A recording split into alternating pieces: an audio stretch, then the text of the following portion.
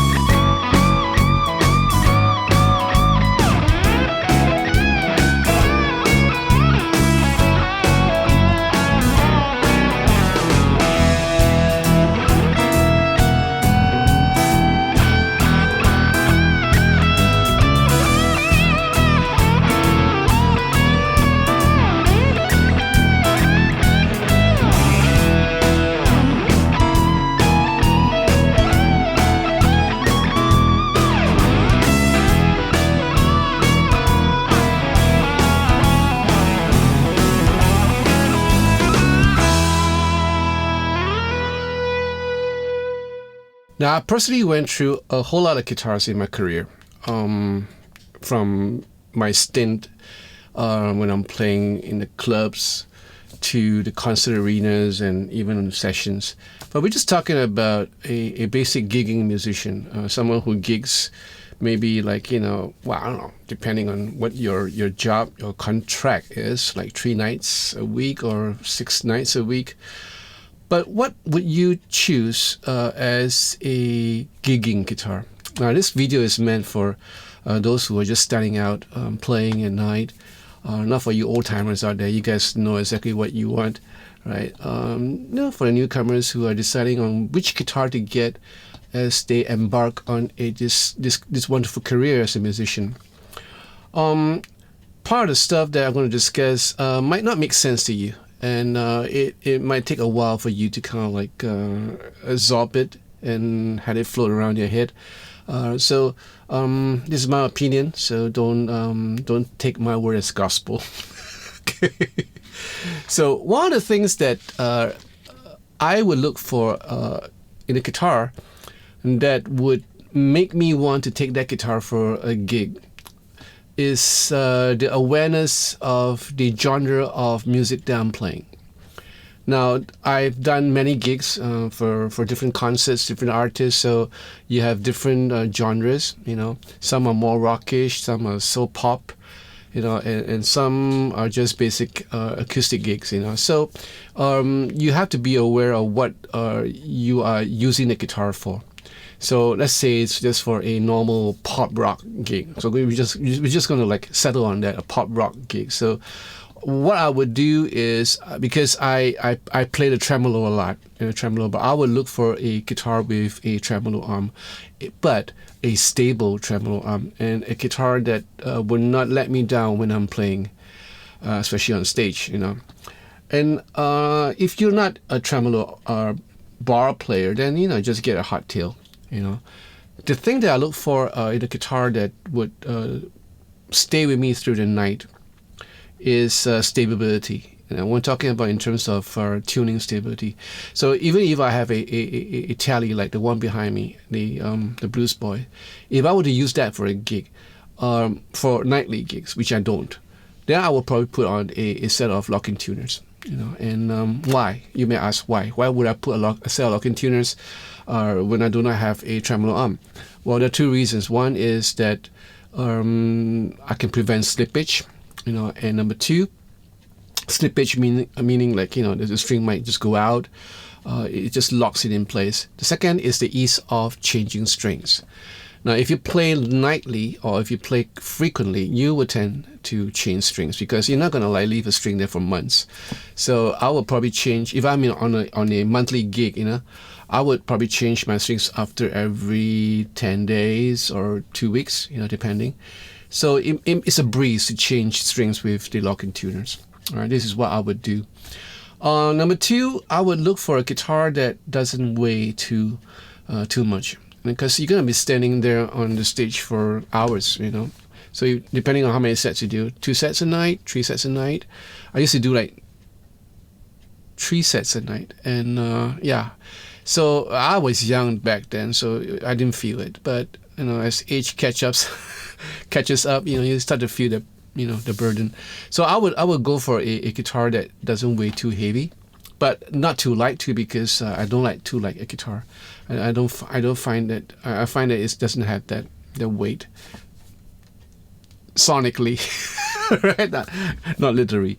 So I would choose a guitar maybe around 3.5 to 3.8. that region. Anything heavier than that is a no-go for me, because I don't think I would carry a 4 kg or 4.5 kg on stage for hours on end. So that's the other thing that you look at. Now, number 3, looks is not everything. Now, don't go buying a guitar that looks real glittering, really bling, and you think that, oh, this guitar is going to look good on stage. Or no, don't go for it. Pick up the guitar and play it and feel. And just feel it, And if you're in doubt, just play with it for a couple of hours. But if you're a guitar collector or a guitar enthusiast, then just buy the guitar if you like how it looks, But if you're a gigging guitarist, then look for a guitar that not only looks good, looks decent, but performs flawlessly on stage. A guitar that doesn't fall apart on you on stage. So it might look good, but if it doesn't function well, what's the point? So looks is not everything, okay? Looks is not everything. So again, go for a guitar that has tuning stability. The pickups are all there. You don't have problem with your tremolo arm or with your control system, all right? And number 4, what goes on after you buy a guitar? So there we're talking about like changing of pickups, changing of stuff like, your tone bleed, a cap or a capacitor, or maybe just changing the whole electronics. You might want to do that after the fact, meaning after you have come back from the store. But I would look for a guitar that already has like, a sort of a standard or a sort of a reputable standard in terms of the electronics, in terms of the pickups. I would go for, if I were to still gig, I would go for a guitar with EMG pickups. Now, okay, don't kill me. There are guys there who just hate EMGs. The reason why I like EMGs is because I have no noise at all. I can cancel out the 60 cycle hum. I can play anywhere without any interference, and that's a load off my mind. And the fact that I love EMG pickups is a bonus, right?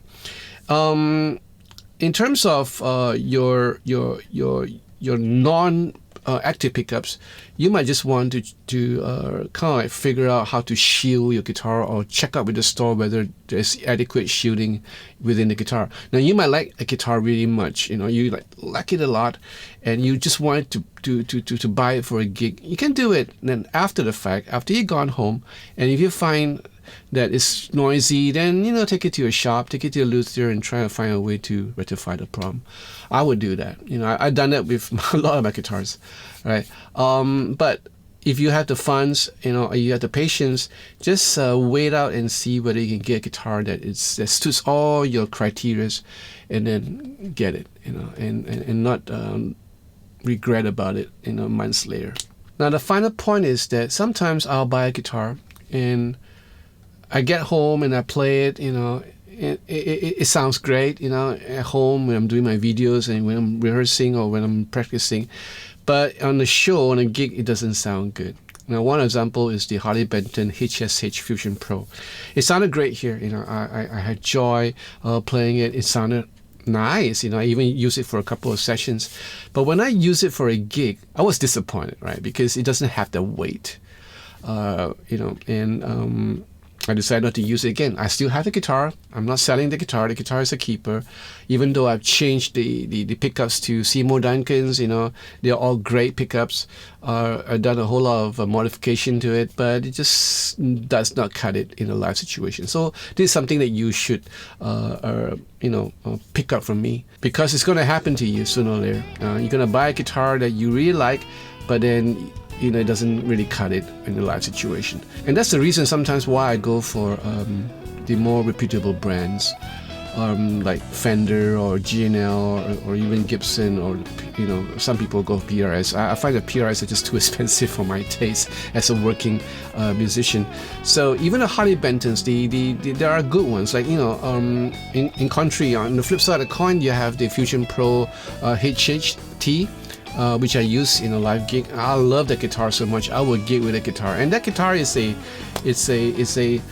what you call it, an ideal guitar, because it's affordable. You won't break your heart, or if anything happens to it, God forbid.